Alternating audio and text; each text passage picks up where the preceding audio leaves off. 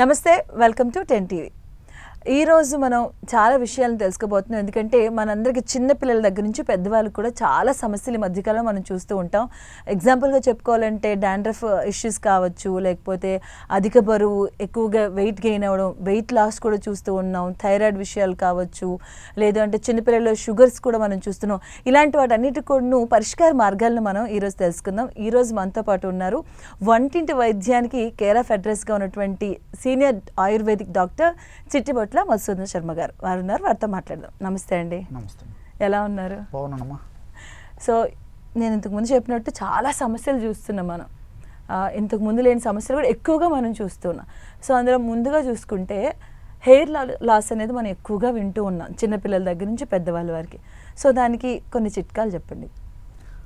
దేహధర్మంలో భాగంగా, జీవధర్మంలో భాగంగా వయస్సు రీత్యా సర్వసాధారణంగా 40 సంవత్సరాలు లేకపోతే 50-60 సంవత్సరాలు దాటినటువంటి వాళ్ళల్లో సర్వసాధారణంగా హెయిర్ లాస్ కావడము, అదేవిధంగా వెంట్రుకలు గ్రే హెయిర్ రావడము, ఇవన్నీ అత్యంత సర్వసాధారణమైనటువంటి. కానీ దురదృష్టవశాత్తు ఈ రోజుల్లో మరి చిన్న వయసులోనే ఈ సమస్యలు వస్తున్నాయి. దీనికి 1,00,000 కారణాలు. పోషకాహార లోపం నుంచి మానసిక ఒత్తిడి వరకు వివిధ రకాలైన కారణాల వల్ల చిన్న వయసు నుంచే మరి కేసీఆర్ వెంట్రుకలు రాలిపోవడము, అదేవిధంగా వెంట్రుకలు తెల్లబడడం, ఇలాంటివి అనేక సమస్యలు కలుగుతున్నాయమ్మా. దీనికోసం అని చెప్పేసి వేలాది రూపాయలు, లక్షలాది రూపాయలు కూడా ఖర్చు పెట్టడానికి వెనుకాడడం లేదు మరి ఆధునిక నాగరిక సమాజంలో మరి మన ప్రజలు.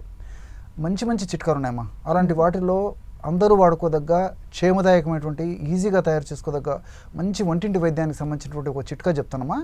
దీనికి కావాల్సినటువంటి పదార్థాలు 4. నల్ల నువ్వులను వేయించి చేసినటువంటి చూర్ణం ఒక 50 గ్రాములు తీసుకోవాలమ్మా. నల్ల నువ్వులను వేయించేసేసి చూర్ణంలాగా, అంటే మిక్సీలో వేసేస్తే బాగా కలిసిపోతుంది కదమ్మా, ఆ విధంగా. ఎందుకంటే పూర్తిగా పౌడర్ కాదు, అందులో ఆయిల్ కంటెంట్ ఉంటుంది కాబట్టి కాస్త మొత్తం ఆ నువ్వులంతా కలిసేసి కొంచెం జోరుగా జిగురులాగా తయారైతే సరిపోతుంది అనమాట. ఆ విధంగా బరకగా తయారైతే సరిపోతుంది. దాన్ని ఆ నల్ల నువ్వుల చూర్ణాన్ని ఒక 50 గ్రాములు, అదేవిధంగా ఉసిరిక చూర్ణం ఒక 50 గ్రాములు, అట్లే గుంట గలగరాకు చూర్ణం అని చెప్పేసి దొరుకుతుందమ్మా. దాన్నే కాటుకాకు చూర్ణం అని చెప్పేసి కూడా కొన్ని ప్రాంతాల్లో పిలుస్తుంటారు అనమాట. కాటుకాకు ఆ పేరులోనే ఉంది కదమ్మా. ఎందుకంటే ఆకులో ఒక గుణం ఏంటంటే, పచ్చి ఆకును మనం చేతో నలిపితే ఆ ఆకు రస ప్రభావం చేత మన వేళ్ళు కూడా నల్లగా చాలాసేపు, కొన్ని గంటలు లేదా 1-2 రోజుల పాటు అలాగే ఉండేటువంటి ఒక పరిస్థితి ఉంటుంది కాబట్టి దాని పేరు కాటుకాకమ్మ. దీన్నే గుంటకలగరాకు అని చెప్పేసి కూడా చెప్తుంటారు. మనకు భృంగరాజ చూర్ణం అనేటువంటి పేరుతో మార్కెట్లో దొరుకుతుంది ఈ ఔషధం. భృంగరాజ చూర్ణం, సంస్కృతంలో భృంగరాజ అంటారమ్మా, కాబట్టి అదే పేరు మీద మనకు మార్కెట్లో దొరుకుతుంది. భృంగరాజ చూర్ణం ఒక 50 గ్రాములు, అదేవిధంగా బెల్లం పొడి ఒక 50 గ్రాములు, నల్ల నువ్వుల చూర్ణము, ఉసిరిక చూర్ణము, భృంగరాజ చూర్ణము, బెల్లం పొడి, ఇవి ఒక్కొక్కటి 50 గ్రాముల చొప్పున తీసుకొని అన్నిటిని బాగా కలిపేసేసి ఒక గాజు సీసాలో నిల్వ ఉంచుకొని రోజు ఉదయం ఒక్కసారి, అదేవిధంగా రాత్రి ఒక్కసారి, ఆహారం తర్వాత ఒక గంట తర్వాత 1/2 టీ స్పూన్ నుంచి 1/2 టీ స్పూన్ వరకు పూటకి ఈ యొక్క పౌడర్ని తీసుకొని అలాగే తీసుకొని నీళ్ళలో కలిపేసి తీసుకోవచ్చు. అంటే ఒక 50 ml వాటర్లో, లేదా ఆ యొక్క పౌడర్ని ఒక 50 ml గోరువెచ్చని పాలలో కలిపి తీసుకోవచ్చు, లేదా ఆ యొక్క పౌడర్ని కాస్త మజ్జిగలో కలిపి తీసుకోవచ్చు. ఎలాగ తీసుకున్నప్పటికీ మరి ఈ యొక్క వెంట్రుకలు రాలిపోవడం అనేటువంటి సమస్య, ముఖ్యంగా చిన్న వయసులో ఇలాంటి సమస్య వచ్చినప్పుడు చాలా త్వరగా తగ్గుతుంది. దీని ప్రభావం చేత ఈ యొక్క వెంట్రుకలు కూడా తెల్లబడడం అనేటువంటి సమస్య కూడా తగ్గిపోతుందమ్మా. చాలా అద్భుతమైనటువంటి ఔషధము. దీంతోపాటు మరి పైపుత మందుగా కూడా ఒక ఔషధం చెప్తానమ్మా. దీనికి కావాల్సినటువంటి పదార్థాలు 2 మందార పూల రసము ఒక 100 ml తీసుకోవాలి. అదేవిధంగా 200 ml కొబ్బరి నూనె. సో మందార పూల రసానికి కొబ్బరి నూనె రెట్టింపు, ఈ 2 పదార్థాలు బాగా కలిపేసి పొయ్యి మీద పెట్టేసేసి సన్న మంట మీద ఆ మందార పూల రసం అంతా ఎగిరిపోయి కేవలము కొబ్బరి నూనె మాత్రమే మిగిలేటట్లు మరిగించేసి దించేసి గోరువెచ్చగా ఉన్నప్పుడు అందులో ఒక 20 గ్రాములు జటామాంసి చూర్ణం అనేది కలపాలమ్మా. ఈ జటామాంసి చూర్ణం అనేది మనకు ఆన్లైన్లో దొరుకుతుంది, ఆయుర్వేద ఔషధ విక్రయశాలలో కూడా దొరుకుతుంది. జటామాంసి చూర్ణం ఇది చాలా సువాసనాభరితంగా ఉంటుందమ్మా. ఇది కూడా అందులో కలిపేసేసి ఆ ఆయిల్ అంతా బాగా చల్లారిన తర్వాత ఫిల్టర్ చేసేసి ఒక గాజు సీసాలో నిల్వ ఉంచుకొని కేశ తైలంగా అంటే హెయిర్ ఆయిల్గా రోజు కానీ 2 రోజులకు ఒకసారి కానీ వారంలో 2-3 సార్లు కానీ ఇలాగ కేశ తైలంగా ఈ యొక్క హెయిర్ ఆయిల్గా ఈ యొక్క ఔషధాన్ని వాడుకోవడం వల్ల మల్టిపుల్ బెనిఫిట్స్ దీనివల్ల కలుగుతాయి. అంటే హెయిర్ లాస్ తగ్గిపోతుంది, అదేవిధంగా తెల్లబడేటువంటి ఆ టెండెన్సీని తగ్గించేస్తుంది, హెయిర్స్ తెల్లబడేటువంటి టెండెన్సీ తగ్గిస్తుంది, అదేవిధంగా చుండ్రును కంట్రోల్ చేస్తుంది. భవిష్యత్తులో చుండ్రు మరలా పునరావృతం కాకుండా కూడా ఇందులో ఉన్నటువంటి ఔషధ గుణాలు సదా రక్షిస్తూ కాపాడుతూ ఉంటాయమ్మా. ఓకే. అండ్ అలాగే ఈ మధ్యకాలంలో ఇంకోటి ఎక్కువగా ఇబ్బంది పెట్టేది షుగర్. చిన్నపిల్లలకు కూడా షుగర్ వచ్చింది, చిన్నప్పటి నుంచి షుగర్ ఉందని వింటూ ఉంటాం మనం. సో షుగర్ని అయితే మనం వచ్చిన దాన్ని అయితే దాన్ని ఆపలేం కానీ కంట్రోల్ చేయొచ్చు. సో అలా కంట్రోల్ చేయడానికి ఎటువంటి చిట్కాలు పాటించాలి? ఇందులో 2 రకాలు ఉన్నాయమ్మా. ఇన్సులిన్ డిపెండెంట్ డయాబెటీస్ అని చెప్పేసి, నాన్ ఇన్సులిన్ డిపెండెంట్ డయాబెటీస్ అని టైప్ 1 టైప్ 2 అని చెప్పేసి 2 రకాలు ఉన్నాయమ్మా. సో టైప్ 1 షుగర్ ఉన్నప్పుడు ఇన్సులిన్ కంపల్సరీగా వాడుకోవాల్సినటువంటి పరిస్థితి ఏర్పడుతుంది. టైప్ 2 షుగర్ కూడా మరి ఈ మధ్య కాలంలో మీరు అన్నట్టు చిన్న వయసు నుంచి వస్తుందమ్మా. సో మరి షుగర్ నియంత్రణ ఉంచుకునేందుకు, షుగర్ వల్ల భవిష్యత్తులో ఇతర ఉపద్రవాలు రాకుండా ఉండేందుకు, ముఖ్యంగా టైప్ 1 డయాబెటీస్ బాగా కంట్రోల్లో ఉండేందుకు కరివేపాకు చూర్ణము ఒక 50 గ్రాములు, అదేవిధంగా పసుపు చూర్ణము ఒక 50 గ్రాములు, అట్లే ఉసిరిక చూర్ణము ఒక 50 గ్రాములు, దాల్చిన చెక్క చూర్ణము 25 గ్రాములు, పసుపు, మొత్తం ఈ యొక్క 4 పదార్థాలు, ఈ 4 పదార్థాలు బాగా కలిపేసేసి, అంటే కరివేపాకు చూర్ణము, ఉసిరిక చూర్ణము, పసుపు చూర్ణము ఒక్కొక్కటి 50 గ్రాములు తీసుకోవాలి. దాల్చిన చెక్క చూర్ణం మాత్రం 25 గ్రాములు తీసుకుంటే సరిపోతుందమ్మా. ఈ 4 పదార్థాలు బాగా కలిపేసి ఒక గాజు సీసాలో నిల్వ ఉంచుకొని రోజు ఉదయం ఒకసారి, రాత్రి ఒకసారి, ఆహారానికి ఒక అరగంట ముందు కానీ, ఆహారం తర్వాత ఒక అరగంట తర్వాత కానీ 50 ml నీటిలో 1/2 టీ స్పూన్ నుంచి 1/2 టీ స్పూన్ వరకు ఈ యొక్క పౌడర్ని కలిపేసి రెగ్యులర్గా సేవించడం వల్ల షుగర్ వ్యాధి నియంత్రణలో ఉంటుంది. అదేవిధంగా షుగర్ వ్యాధి వల్ల భవిష్యత్తులో వచ్చేటువంటి ఇతర అనేక రకమైనటువంటి ఉపద్రవాలు రాకుండా ఉండేందుకు కూడా ఇందులో ఉన్నటువంటి ఔషధ గుణాలు, అంటే కరివేపాకులో ఉన్నటువంటి ఔషధ గుణాలు, దాల్చిన చెక్కలో ఉన్నటువంటి ఔషధ గుణాలు, ఉసిరికలో ఉన్నటువంటి ఔషధ గుణాలు, అదేవిధంగా పసుపులో ఉన్నటువంటి ఔషధ గుణాలు కూడా సదా మన దేహంలో ఉంటూ సదా రక్షిస్తూ ఉండేటువంటి పరిస్థితి ఏర్పడుతుందమ్మా. ఒక్కసారి షుగర్ వచ్చిందంటే 100లో 99.999% వరకు కూడా ఖచ్చితంగా క్రమక్రమంగా, అంటే 5-6 సంవత్సరాలు దాటిన తర్వాత రకరకాల కాంప్లికేషన్స్ వస్తాయమ్మా. అంటే తల నుంచి కాళ్ళ వరకు అనేక రకాలైనటువంటి అవయవాలు, కణాలు, కణజాలు అన్నీ డిస్టర్బ్ అయిపోయి, డ్యామేజ్ అయిపోయి, కణాలు విచ్ఛిన్నమయ్యేటువంటి పరిస్థితి ఏర్పడి దానివల్ల మరి మెదడుకు సంబంధించినటువంటి వ్యాధులు, గుండెకు సంబంధించినటువంటి వ్యాధులు, కంటికి సంబంధించినటువంటి వ్యాధులు, నరాలకు సంబంధించినటువంటి వ్యాధులు, రక్తనాళాలకు సంబంధించినటువంటి వ్యాధులు, అదేవిధంగా కీళ్ళకు సంబంధించినటువంటి వ్యాధులు, ప్రేవులకు సంబంధించినటువంటి వ్యాధులు, చర్మానికి సంబంధించినటువంటి వ్యాధులు, ఇలాంటి రకరకాలైన వ్యాధులు వచ్చేటువంటి అవకాశం ఉంటుందమ్మా. ఇప్పుడు నేను చెప్పినటువంటి ఔషధం వాడుకోవడం వల్ల షుగర్ నియంత్రణలో ఉండడమే కాకుండా ఇలాంటి వ్యాధులు రాకుండా ఉంటాయి. ఒకవేళ దురదృష్టవశాత్తు వచ్చినప్పటికీ ప్రమాదకరంగా మారకుండా అతి త్వరలోనే శీఘ్రంగా తగ్గేందుకు అవకాశం ఉంటుంది. ఈ వ్యాధుల వల్ల ఇతర అనేక ఉపద్రవాలు రాకుండా కూడా ఈ యొక్క ఔషధాలు సదా కాపాడుతూ మనల్ని రక్షిస్తూ ఉంటాయమ్మా. అలాగే మనం చిన్నపిల్లల తల్లిదండ్రుల నుంచి ఎక్కువ వింటూ ఉంటాం, అయ్యో మా పిల్లాడు ఎంత చదివినా కూడా గుర్తుండట్లేదండి, మెమరీ తక్కువగా ఉంది, అలా ఎక్కువ కంప్లైంట్స్ మనం వింటూ ఉంటాం. మా వాడు బాగా చదువుతాడు కానీ ఎగ్జామ్కి వెళ్ళేసరికి రాయలేకపోతున్నాడండి, గుర్తుండట్లేదు అని. సో అలాంటి వారికి ఎలాంటి చిట్కాలు చెప్తారు? ఈ మధ్యకాలంలో ఈ సమస్య చాలామందికి ఎదురవుతుందమ్మా. ఈ యొక్క పిల్లలకి తల్లిదండ్రుల యొక్క పాత్ర చాలా ప్రథమమ్మా. అవగాహన లోపంతో, తెలిసి తెలియక, ఆరోగ్య స్పృహ లేకపోవడం చేత తల్లిదండ్రులు పిల్లలకు చేసేటువంటి అలవాట్ల వల్ల, అంటే ముఖ్యంగా ఆహారపు అలవాట్లు, fast foods, junk foods, bakery foods, ice creams ఇలాంటివి పిల్లలకు ఎక్కువ వాడడము, వ్యాయామరహితమైనటువంటి జీవితాన్ని పిల్లలకు అలవాటు చేయడము, అంటే సెడెంటరీ లైఫ్, ఇలాంటి వాటి వల్ల మరి పిల్లలకి వెయిట్ పెరిగిపోవడము, తర్వాత ఇతర అనేక రకాలైన సమస్యలు రావడము, అందులో భాగంగా మరి ఈ జ్ఞాపక శక్తి సంబంధించినటువంటి సమస్యలు కూడా వస్తున్నాయమ్మా. మరి ఈ యొక్క సమస్యలను అధిగమించేందుకు చక్కటి ఔషధాన్ని చెప్తాను చూడమ్మా. దాల్చిన చెక్క చూర్ణము ఒక 30 గ్రాములు తీసుకోవాలి. దాల్చిన చెక్క చూర్ణము 30 గ్రాములు, అదేవిధంగా మిరియాలను వేయించి చేసినటువంటి చూర్ణం 10 గ్రాములు, రెండు వంటింటి ఉండేటువంటిమా. సో చాలా మందికి తెలియదమ్మా దీంట్లో అంత అద్భుతమైనటువంటి ఔషధ శక్తి, రసాయన శక్తి ఉందని చెప్పేసి.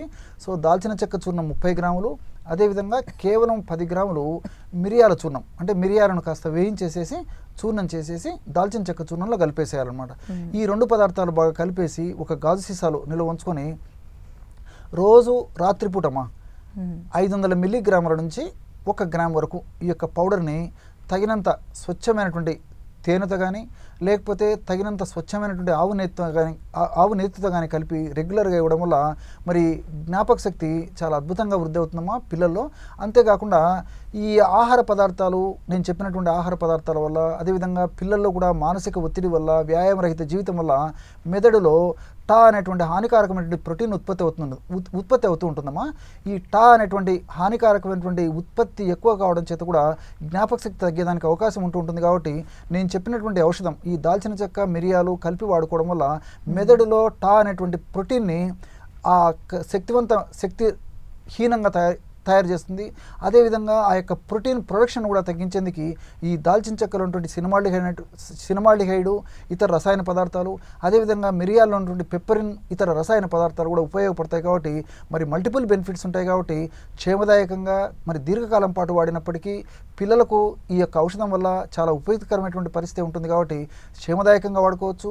రెండోది ఏంటంటే ఈ యొక్క ఔషధం యొక్క మరొక ప్రత్యేకత ఏంటంటే, ఇంతకుముందే నేను చెప్పాను కదమ్మా, పిల్లలకి తల్లిదండ్రుల యొక్క వాళ్ళ యొక్క కేర్ సరిగ్గా లేకపోవడం చేత, అవగాహన లోపం చేత మరి వెయిట్ కూడా పెరిగిపోతున్నారు. కాబట్టి పరోక్షంగా ఈ దాల్చిన చెక్క, మిరియాల పొడి వాడుకోవడం వల్ల ఫ్యాట్ కూడా పెరగకుండా ఉంటుందమ్మా. అంటే దేహంలో ఈ యొక్క ఫ్యాట్ కణాల్లో, అంటే కొవ్వు కణాల్లో కొవ్వు ఎక్కువగా సంచితమైనప్పటికీ ఆ కొవ్వును కరిగించేటువంటి శక్తి కూడా ఈ దాల్చిన చెక్క, మిరియాలు ఉంది. కాబట్టి మరి మల్టిపుల్ బెనిఫిట్స్ ఉంటాయమ్మా.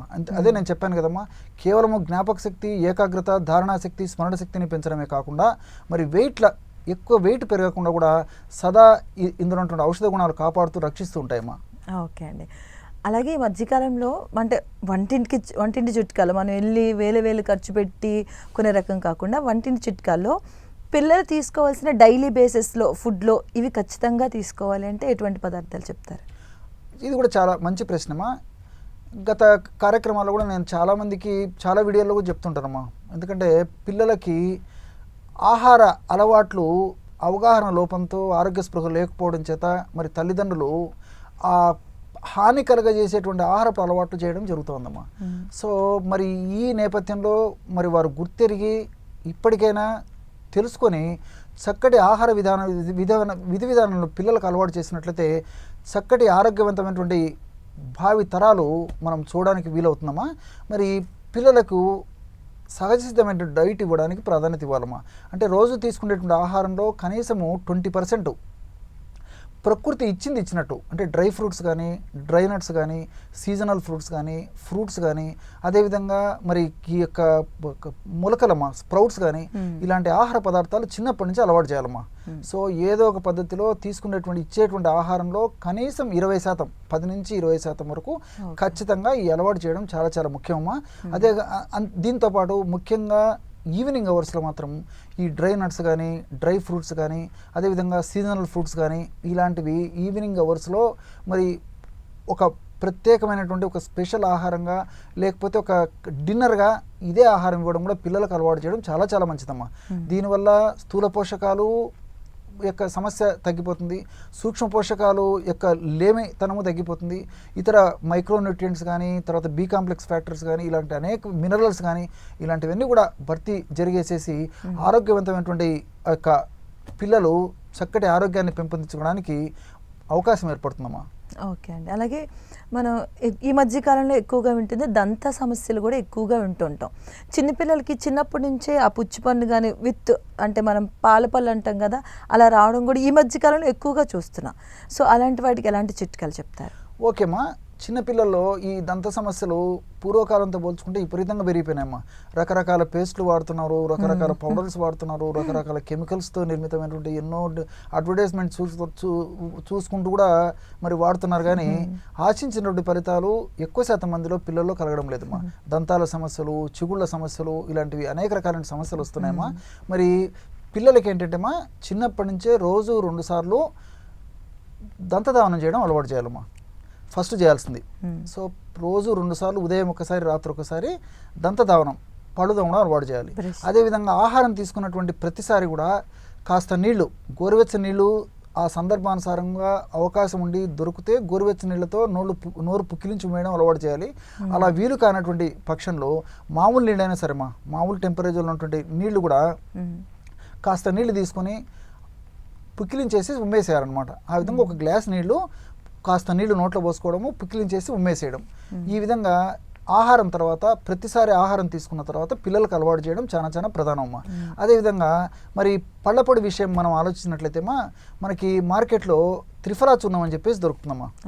సో త్రిఫల చూర్ణము కరక్కాయలు, ఉసిరికాయలు, తానికాయలు కలిపి తయారు చేసినటువంటి చూర్ణము మనకు మార్కెట్లో దొరుకుతుంది.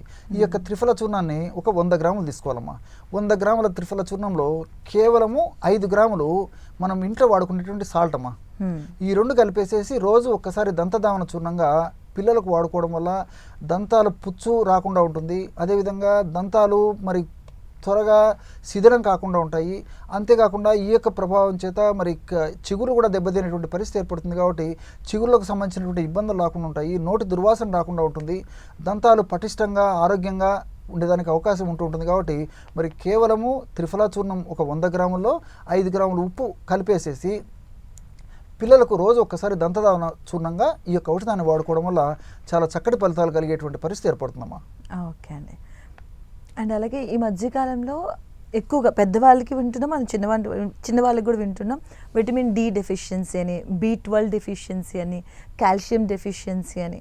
సో దీనికి లక్షలు పెట్టి ఇంజెక్షన్స్ చేసుకోవడం, ట్యాబ్లెట్స్ వాడడం, ఇవన్నీ తరచుగా వింటూ ఉంటాం. సో ఇవన్నీ కాకుండా మన వంటింట్లో ఉండే చిట్కాలు, ఎలాంటి చిట్కాలు ఉపయోగపడతాయి అంటారు? ఈ మధ్యకాలంలో మీరు అన్నట్లు విటమిన్ డి లోపము ఎక్కువ శాతం మందులు వస్తుందమ్మా. సూర్య భగవానుడు మనకు ప్రత్యక్షమై ఆయన ఆశీర్వాదాన్ని ఆయనకు ఇస్తానన్నప్పటికీ మనం ఆయన ఆశీర్వాదాన్ని నోచుకోలేకపోవడం చేతనే మరి 100లో దాదాపు 90% మంది పైనే విటమిన్ డి లోపంతో బాధపడుతున్నారు. మరి ఇటువంటి వాళ్ళు సహజసిద్ధంగా ప్రకృతిలో దొరికేటువంటి ఆహార ఔషధాలను వాడుకోవడం వల్ల మంచి ప్రయోజనమే చేకూరుతుంది. కానీ నాటు ఆవు పాలు జున్నులాగా తయారు చేసుకుని వారానికి ఒక్కసారి వాడుకోగలిగితే డి విటమిన్ లోపం ఉండదమ్మా. కానీ ఈ రోజుల్లో మరి దౌర్భాగ్యంగా దురదృష్టవశాత్తు మనకు అటువంటి అవకాశం 100లో 90% మందికి కూడా కలగడం లేదు. మనకు దొరికేటువంటి పదార్థాలు, ఆహార పదార్థాల్లో ఉన్నటువంటి విటమిన్స్, డి విటమిన్స్ సరిపోదమ్మా. అంటే పాలల్లో ఉంటుంది, పెరుగులో ఉంటుంది, చేపల్లో ఉంటుంది, అదేవిధంగా తర్వాత ఈ ఎగ్స్లో, గుడ్లో ఈ యొక్క డి విటమిన్ ఉంటుంది. అదేవిధంగా పాలకూరలో డి విటమిన్ ఉంటుంది, బీన్స్లో డి విటమిన్ ఉంటుంది. ఉన్నప్పటికీ మనకు తగినంత డి విటమిన్ అందులో ఉండదమ్మా. సో కాబట్టి ఏమంటే నాటు ఆవు పాలు జున్నులాగా తయారు చేసుకుని వాడుకోగలిగితే మరి మంచిదమ్మా. లేని పక్షంలో తప్పని పరిస్థితిలో మరి విటమిన్ డి సప్లిమెంట్స్ వాడుకోవాల్సిన పరిస్థితి ఉంటుందమ్మా. కాబట్టి నాటు ఆవు జున్ను పాలు నంబర్ 1. లేని పక్షంలో ప్రత్యామ్నాయంగా అదే వాడుకోవాల్సింది. సరే, విటమిన్ B12 గురించి ఆలోచించినట్లయితేమా చాలా చక్కటి యొక్క ఆహార ఔషధాన్ని చెప్తానమ్మా. సో మామిడి టెంకల జీడమ్మా. సో మామిడి పళ్ళు తినేసేసి మనం కాయలు తినేసేసి పారేస్తుంటాం కదమ్మా. ఆ జీడిలో కూడా ప్రకృతి అనేక రకాలైనటువంటి ఔషధ గుణాలను నిక్షిప్తీకరించి మానవాళి అభివృద్ధి కోసం, మానవాళి ఆరోగ్య పరిరక్షణ కోసం ప్రసాదించడం జరిగిందమ్మా. సో ఈ మామిడి జీడిలో కూడా B12 పుష్కలంగా ఉన్నట్లు పరిశోధనల ద్వారా, అధ్యయనాల ద్వారా కూడా నిరూపితమైందమ్మా. సో మామిడి జీడి మనకి మార్కెట్లో జీడి పొడి దొరుకుతుంది. అదేవిధంగా ఆన్లైన్లో కూడా మనకు మార్కెట్లో జీడి పొడి దొరుకుతుంది. లేదంటే మనం ఇంట్లోనే తయారు చేసుకోవచ్చమ్మా. మామిడి పళ్ళు దొరికేటువంటి సీజన్లో పండు తిన్న తర్వాత ఆ యొక్క జీడిని పైన ఇది ఉంటుంది కదమ్మా, మామిడి టెంకను బాగా శుభ్రంగా కడిగేసేసి బాగా ఎండబెట్టేసేసి కట్ చేసేసి లోపల జీడిని కూడా చిన్న చిన్న ముక్కలుగా చేసి ఎండబెట్టేసేసి పౌడర్ లాగా తయారు చేసుకుని వాడుకోవచ్చమ్మా. ఎలా వీలైతే అలా వాడుకోవచ్చు. మామిడి జీడి ఒక 50 గ్రామ్స్ అయితే బెల్లం కూడా ఒక 50 గ్రామ్స్, 2 బాగా కలిపేసేసి ఒక గాజు సీసాలో నిల్వ ఉంచుకొని రోజు ఒక్కసారి ఒక టీ స్పూన్ ఈ యొక్క పౌడర్ను మరి వీలైతే నీళ్ళలో కలిపి తీసుకోవచ్చు. లేదంటే ఒక 100 ml మిల్క్లో కలిపి తీసుకున్నా సరిపోతుందమ్మా. ఈ విధంగా తీసుకోవడం వల్ల మరి ఈ యొక్క B12 లోపం బాగా తగ్గిపోతుంది. అంటే B12 లోపం ఉన్నటువంటి వాళ్ళలో ఆ లోపాన్ని అధిగమించడానికి ఇది చాలా ఉపయోగపడుతుంది. భవిష్యత్తులో మరలా B12 లోపం రాకుండా ఉండేందుకు కూడా ఇందులో ఉన్నటువంటి రసాయన పదార్థాలు సదా కాపాడుతూ, సదా రక్షిస్తుండేటువంటి పరిస్థితి ఏర్పడుతుందమ్మా. వీటన్నిటితోడు మరి నీరసము, నిస్తరణ, మరి విటమిన్ల లోపాలు, B కాంప్లెక్స్కి సంబంధించినటువంటి ముఖ్యంగా ఈ యొక్క విటమిన్ లోపాలు ఇవన్నీ అధిగమించాలంటే తౌడు చాలా అద్భుతంగా పనిచేస్తుందమ్మా. చాలా మందికి తెలియదు. సో మనం తౌడంటే ఆవులకి వేసే గంజిలో వేసి పెడుతూ ఉంటాం, కానీ మనకి ఇట్లా తీసుకోవాలని ఎవరికి తెలియదమ్మా. అందుకంటే పూర్వకాలం మన పెద్దలు ఆ తౌడు ఉన్నటువంటి ఆహారాన్ని తీసుకోగలిగారు కాబట్టి వాళ్ళంత ఆరోగ్యంగా ఉండినారు. కానీ మరి మనకు దురదృష్టవశాత్తు అవగాహన లోపంతో ఆరోగ్య స్పృహ లేకపోవడం చేత మరి అస్సలైనటువంటి తౌడును వదిలేసి మరి పిండి పదార్థం, కేవలం పిండి పదార్థం ఆహారాన్ని అది కూడా కంప్లీట్ పాలిష్ చేసిన రైస్ ని ఎక్కువ ప్రిఫర్ చేస్తూ ఉన్నారు ఈ కాలంలో. రీఫైన్డ్ ఫుడ్, పాలిష్ ఫుడ్ వాడుతున్నారు కదమ్మా. సో దీని వల్లనే అనేక రకాలైన జబ్బులు వస్తున్నాయమ్మా.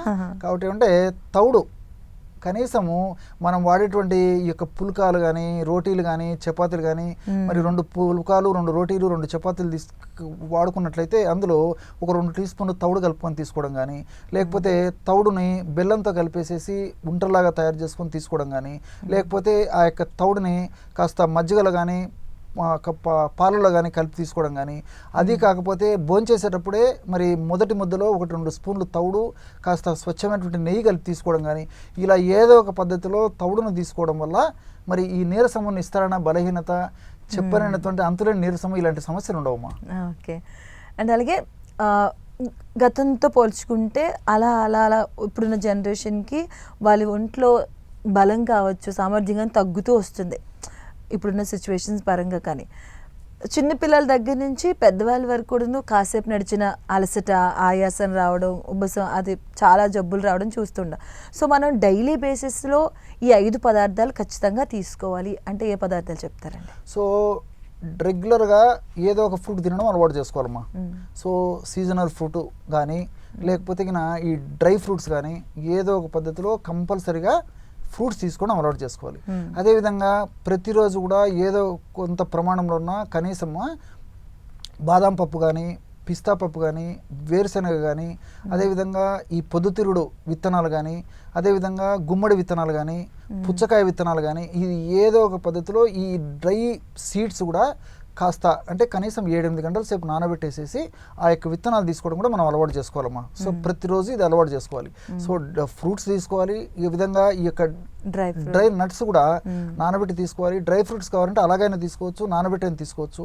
దీంతోపాటు మరి రోజు కాస్త కనీసము ఏదో ఒక ఫ్రెష్ వెజిటబుల్ అమ్మా, మనం తినదగినటువంటి వెజిటబుల్ ఏదైతే ఉందో, ఫర్ ఎగ్జాంపుల్ క్యారెట్ తినగలము, అదేవిధంగా దోస కానీ, కీరా దోస కానీ తినగలము. ఇలాంటివి ఏమన్నా ఉంటే ఆ యొక్క ఫ్రెష్ వెజిటబుల్స్ కూడా ఏది తినగలిగినటువంటి వెజిటబుల్ అయితే ఆ వెజిటబుల్ కూడా కనీసం రోజు 1 తినడం అలవాటు చేసుకోవాలమ్మా. ఇలాంటి చిన్న చిన్న అలవాట్లు మనం ఆహారంలో మనం చేసుకున్నట్లయితే మరి నీరసము, నిస్తరణ, బలహీనత ఇలాంటివి లేకుండా ఉండేటువంటి పరిస్థితి ఏర్పడుతుందమ్మా. కాబట్టి మా fast foods, junk foods, bakery foods ఇలాంటివి ఎంత తగ్గిస్తే అంత మంచిది. రెండోది ఇంకోటి ఏంటంటే మనం తీసుకునేటువంటి ఆహార పదార్థాలు కూడా ఈ పప్పు కానివ్వండి, అదేవిధంగా ఈ రసం కానివ్వండి, సాంబార్ కానీ, తర్వాత కూరలు కానీ ఇలాంటివి ఏవైనా సరేమ్మా, ఇలాంటి ఆహార పదార్థాలు వండేటప్పుడు వండిన తర్వాత చివరగా మరి కాస్త నిమ్మకాయ రసం అమ్మా. సో నిమ్మకాయ రసంలో సి విటమిన్ ఉంటుంది, అది బాడీలో ఎక్కువ కాలం నిలువ ఉండదమ్మా. కాబట్టి ఏ రోజుకి ఆ రోజు మన బాడీలోకి సి విటమిన్ అవసరం. కాబట్టి ప్రతిరోజు కూడా నిమ్మరసం ఆహార పదార్థాలు వంటకాల తయారీలో నిమ్మరసం అందులో పిండుకొని వాడుకుంటున్నామమ్మా.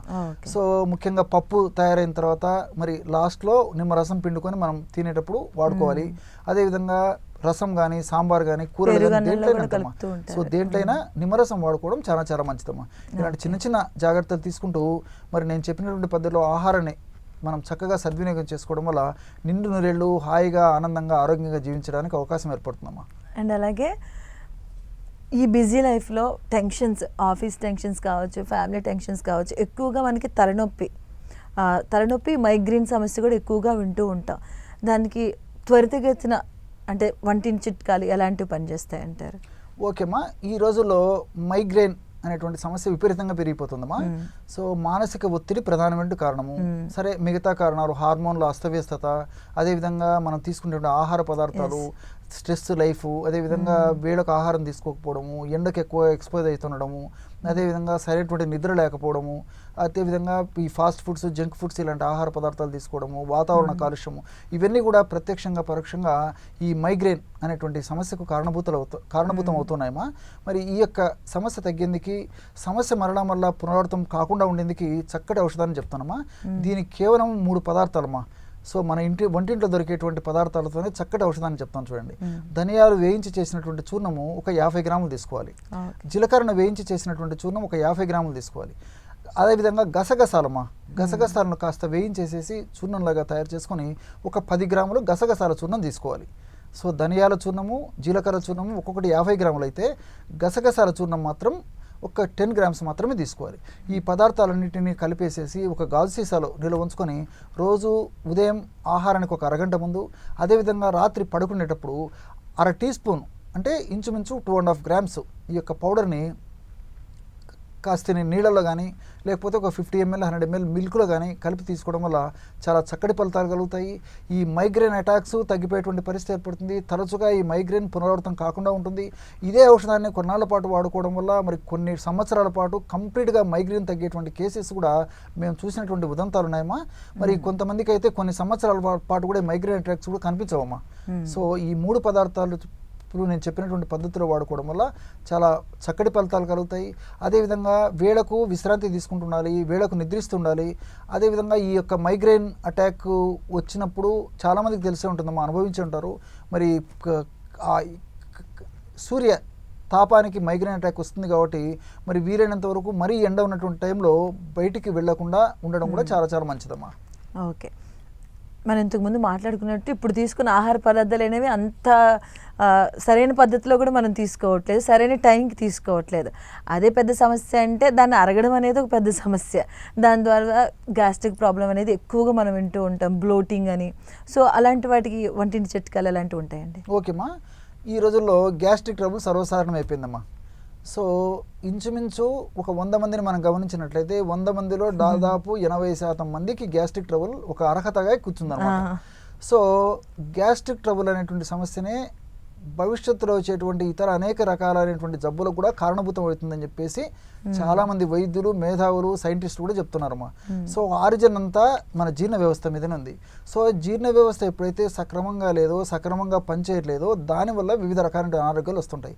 ఎప్పుడైతే మనం జీర్ణ వ్యవస్థను చక్కదిద్దుతామో, అంటే గ్యాస్ట్రిక్ ట్రబుల్ సమస్యకు సంబంధించినటువంటి సమస్యలను చక్కదిద్దుతామో అప్పుడు మిగతా జబ్బులు కూడా రాకుండా ఉంటాయి. అదేవిధంగా నిండు నూరేళ్ళు చక్కటి ఆరోగ్యవంతమైన జీవితాన్ని కూడా గడుపుకోవచ్చుమా. ఈ గ్యాస్ట్రిక్ ట్రబుల్ సమస్యలు అనేసరికి కడుపు ఉబ్బరంగా ఉండడము, కడుపు నొప్పిగా ఉండడము, ఆకలి లేకపోవడము, నోట్లో నీళ్లు ఊరుతుండడము, అదేవిధంగా తీసుకునేటువంటి ఆహారం జీర్ణం కాకుండా ఉండడము, మోషన్ సరిగ్గా కాకపోవడము. కొంతమందికి మోషన్స్ 2-3 సార్లు 4-5 సార్లు అవుతుంటాయి కానీ సంతృప్తి ఉండదమ్మా, లోపల ఏదో మిగిలిపోయినట్లు అనిపిస్తుంటుంది అనమాట. అదేవిధంగా మోషన్లో చీము, బంక, జిగురు ఇలాంటి ఉండడము, వాసనతో కూడినటువంటి మోషన్స్ రావడము, కడుపు నొప్పితో కూడినటువంటి విరేచనాలు అవుతుండడము. ఈ యొక్క గ్యాస్ట్రిక్ ట్రబుల్ ప్రభావం చేత మోకాళ్ళ నొప్పులు, కీళ్ళ నొప్పులు, నడుము నొప్పులు, భుజం నొప్పి, తలనొప్పి, మెడ నొప్పి, ఇలాంటి అనేక రకాలైనటువంటి నొప్పులు వస్తుండడం, ఇలాంటివన్నీ కూడా జరుగుతుంటాయమ్మా. దీనికి అద్భుతమైనటువంటి ఔషధాన్ని చెప్తాను చూడమ్మా. 100 గ్రాములు వామును వేయించి చేసినటువంటి చూర్ణం తీసుకోవాలి. వాము తెలుసు కదమ్మా, దీన్ని అజవాయిన్ అని చెప్పేసి చెప్తుంటారు అనమాట. అజవాయిన్, వాము, ఓము అనేటువంటి పేరుతో కొన్ని ప్రాంతాల్లో పిలుస్తుంటారు. వామును వేయించి చేసినటువంటి చూర్ణము ఒక 100 గ్రాములు తీసుకోవాలమ్మా. అదేవిధంగా సోంపు గింజలను కాస్త వేయించి చూర్ణం లాగా తయారు చేసుకొని ఆ యొక్క చూర్ణాన్ని ఒక 50 గ్రాములు తీసుకోవాలి. 3వ పదార్థంగా బ్లాక్ సాల్ట్, నల్ల ఉప్పు. నల్ల ఉప్పు అంటే పానీపూరి షాపును మనం మైండ్లో పెట్టుకుంటే నల్ల ఉప్పు గుర్తొస్తుంది. ఎగ్జాక్ట్లీ. సో పానీపూరీలలో నల్ల ఉప్పు లేనిది మరి ఆ పదార్థాన్ని వాడరు, తయారు చేసేటువంటి అయితే తినే పరిస్థితి కూడా ఉండదు. కాబట్టి ఆ నల్ల ఉప్పు పానీపూరీలు విక్రయించేటువంటి వాళ్ళ దగ్గర ఎక్కువగా ఉంటుందమ్మా. మనకు పచారీ కొట్టలో దొరుకుతుంది, డిపార్ట్మెంటల్ స్టోర్స్లో కూడా దొరుకుతుంది. మరి ఆ నల్ల ఉప్పు బ్లాక్ సాల్ట్ ఒక 25 గ్రామ్స్ తీసుకోవాలమ్మా. కాబట్టి ఈ 3 పదార్థాలు, వాము చూర్ణము 100 గ్రాములు, సోంపు గింజల చూర్ణం 50 గ్రాములు, బ్లాక్ సాల్ట్ ఒక 25 గ్రాములు, ఈ 3 పదార్థాలు బాగా కలిపేసి ఒక గాజు సీసాలో నిల్వ ఉంచుకొని రోజు ఆహారం తర్వాత ఉదయం ఒక్కసారి, రాత్రి ఒక్కసారి ఒక కప్పు అంటే ఇంచుమించు ఒక 100 ml వాటర్లో 1/2 టీ స్పూన్ పౌడర్ కలిపేసి రోజు రెగ్యులర్గా వాడుకోవడం వల్ల నేను చెప్పినటువంటి గ్యాస్ట్రిక్ ట్రబుల్ సమస్యలన్నింటినీ చక్కదిద్దేందుకు అద్భుతంగా ఈ యొక్క ఔషధం పనిచేస్తుందమ్మా. మరి ఈ రోజుల్లో వివిధ కారణాల రీత్యా ఆహారం సమయానికి తీసుకునేటువంటి పరిస్థితి చాలామంది ఉండట్లేదు. అదేవిధంగా మరి కొన్ని పరిస్థితుల్లో, తప్పని పరిస్థితుల్లో ఫాస్ట్ ఫుడ్స్, జంక్ ఫుడ్స్ ఇలాంటివన్నీ తీసుకునేటువంటి పరిస్థితి ఉంది ఆధునిక నాగరిక సమాజంలో. అదేవిధంగా రాత్రిపూట ముఖ్యంగా ఈ పార్టీలు అని చెప్పేసి, ఫంక్షన్స్ అని చెప్పేసి అలాంటి సందర్భాల్లో కూడా రాత్రి హెవీ ఫుడ్ తీసుకునేటువంటి పరిస్థితి ఏర్పడుతుంది. సో ఇలాంటివి ఏ ఉన్నప్పటికీ రోజు కనీసం ఒక్కసారి రాత్రిపూట ఆహారం తర్వాత కానీ రాత్రిపూట పడుకునేటప్పుడు కానీ అర టీ స్పూను ఈ యొక్క పౌడర్ని ఒక 100 మిల్లీలీటర్ల నీళ్ళలో కలిపి తాగడం వల్ల మరి ఈ యొక్క గ్యాస్ట్రిక్ ట్రబుల్ సమస్యలు రాకుండా ఉంటాయి. ఒకవేళ అథవా ఎప్పుడన్నా సమస్యలు వచ్చినా మరీ వేధించకుండా, బాధించకుండా, పీడించకుండా చాలా త్వరగా తగ్గిపోయేదానికి అవకాశం ఏర్పడుతూ ఉంటుంది. కాబట్టి మరి సమస్య ఉన్నవాళ్ళు వాడుకోవచ్చు, సమస్య లేని వాళ్ళు కూడా ఈ యొక్క ఔషధం వాడుకోవడం వల్ల అన్ని మల్టిపుల్ బెనిఫిట్స్ ఉంటాయి కానీ ఎలాంటి సైడ్ ఎఫెక్ట్స్ కూడా ఉండేటువంటి పరిస్థితి ఉండదమ్మా. శర్మ గారు చాలా ధన్యవాదాలండి, చక్కటి చిట్కాలు చెప్పారు. ఎందుకంటే చిన్న చిన్న వాటికి టెన్షన్స్ పడిపోయి ఆసుపత్రులు వెంబ పరిగెట్టి లక్షలు వేలు ఖర్చు పెట్టే కంటే మన వంటింట్లో ఉన్న మనకి అనుకోగా ఉన్న పదార్థాలతోనే చక్కటి చిట్కాలు తెలియజేశారు. ధన్యవాదాలు. సో ఇదండి ఇవాళ చక్కటి కార్యక్రమం. రేపు మరో కార్యక్రమంతో మళ్ళీ కలుసుకుందాం. అంతవరకు సెలవు.